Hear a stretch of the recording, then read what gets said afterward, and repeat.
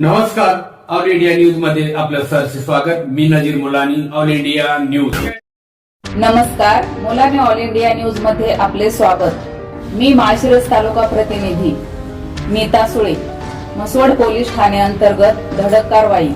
सहाय्यक पोलीस निरीक्षक अक्षय सोनावणे यांची स्टाफ सह पुन्हा एकदा अवैध धंद्यावर धडक कारवाई। वाळू माफियांना दणका, 27 लाखांचा मुद्देमाल जप्त। म्हसवड पोलीस ठाण्याच्या कार्यक्षेत्रात सहाय्यक पोलीस निरीक्षक अक्षय सोनावणे आणि त्यांच्या टीमने पुन्हा एकदा अवैध वाळू उपसा करणाऱ्यांविरुद्ध प्रभावी कारवाई करत मोठा दणका दिला।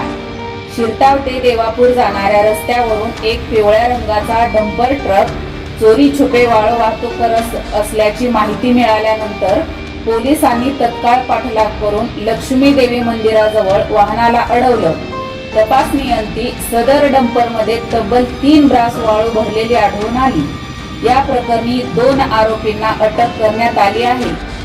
नितीन सुभाष लोखंडे, राहणार विरकरवाडी, तालुका मान, जिल्हा सातारा। अभिजित संजय सावंत, राहणार दिवड, तालुका मान, जिल्हा सातारा। डंपर आणि वाळू अशा एकूण 27,18,000 रुपये किमतीचा मुद्देमाल जप्त करण्यात आला आहे।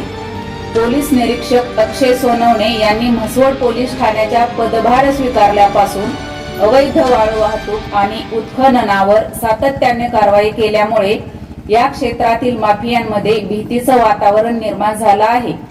ही धडक कारवाई वरिष्ठ अधिकाऱ्यांच्या मार्गदर्शनाखाली खालील अधिकारी आणि अंमलदारांनी केली। सहाय्यक पोलीस निरीक्षक अक्षय सोनावणे, जगन्नाथ लुबाळ, नवनाथ शिरपुळे, अभिजित भादुले, संतोष काळे, विनोद सपकाळ। अधिक माहितीसाठी पाहत रहा मुलानी ऑल इंडिया न्यूज।